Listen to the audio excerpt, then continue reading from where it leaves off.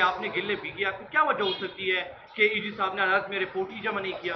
میں نے یہاں ہائی کورٹ سے جب کیسز دائر کیے تھے تو وہ پی ٹی آئی کی حکومت نہیں تھی،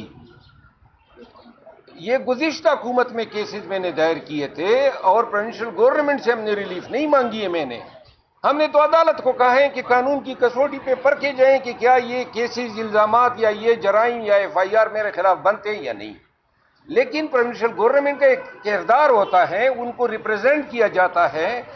پروونشل گورنمنٹ نے ایک پالیسی اپنائی ہے کہ جو گزشتہ دور میں لغو بے بنیاد مقدمے ہوئے ہیں سیاسی ورکرز کے خلاف، وہ وڈرا کیے جائیں گے، لیکن ابھی تک جو ہے اس حوالے سے کوئی چیز بلیک اینڈ وائٹ میں نہیں آئی ہے۔ تو کورٹ نے پھر کہا کہ جو کیسز نہیں بنتے ہیں اور حکومت وڈرا کرنا چاہتی ہے، وہ آپ اس پہ حتمی فیصلہ کر کے عدالت کو آگاہ کریں۔ میرے کیسز کی نوعیت دوسری ہے، میں نے تو یہ کہا ہے کہ گورنمنٹ جو ہے یہ آ کے اپنا موقف دیں تاکہ ہم ارگو کر لیں۔ ہائی کورٹ میں کویشمنٹ میں حکومت کا ماننا یا نہ ماننا مانی نہیں رکھتا ہے، عدالت کویشمنٹ میرٹ پہ دیکھ کے فیصلہ کرتی ہے۔ صاحب تھوڑا سا اپنی جلسے کے حوالے سے بتائیں کہ لوگوں کو خلیج نظر آیا، تو باقی یہ خلیج اس طرح ہے یا نہیں ہے کہ علی امین کنڈاکو صاحب اور آپ ایک طرف، جنید اکبر صاحب دوسری جانب، اور مرکزی قیادت جو ہے وہ آپ نے کہا بھی تھا کہ اگر یہ خوشنید میں نہیں آتا پھر تو ٹھیک ہے، اسے تھوڑا سا بتائیں۔ کوئی پی ٹی آئی میں خلیج نہیں ہے۔ علی امین خان صوبے کے وزیر اعلیٰ ہیں اور پارٹی کے اندر کوئی کدورتیں نہیں ہے۔ خصوصاً جو جنید اکبر خان کی بات آپ نے کی، میرے بہت ہی اچھے دوست ہیں۔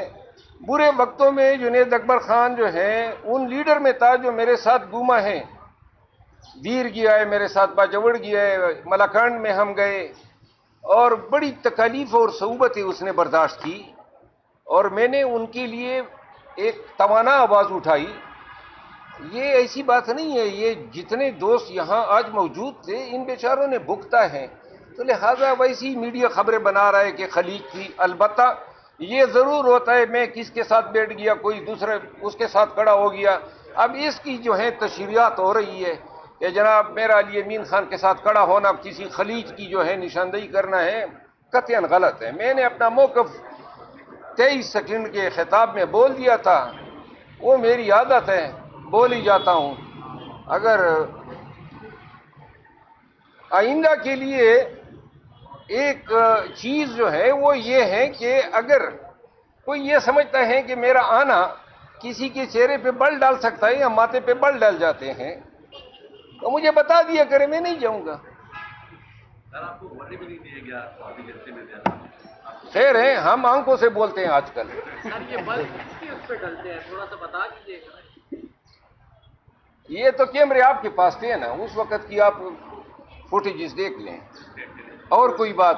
سر ایک اور اعتراض اٹھایا جا رہا ہے سوابی جلسے پر کہ لوگوں کی تعداد کافی کم تھی، وہ پہلے کی طرح نہیں تھی، تو کیا سمجھتے ہیں کیا وجوہات ہو سکتی ہے؟ ماشاءاللہ آپ تو متشرع ہیں، آپ موجود تھے نا خود ثوابی جلسے میں، آپ نے اپنی بے گناہ آنکھوں سے دیکھے ہوں گے کہ کتنے لوگ آئے تھے، تو لہذا جب آپ نے اپنے کیمرے سے اپنی نظروں سے خود دیکھے کہ کتنے لوگ آئے تھے، تو یہ جو ہے سنی سنائی باتیں چھوڑو، میدان پہ دیکھ لو جو ویڈیوز آئی ہیں، عظیم الشان جلسہ تھا۔ Thank you so much.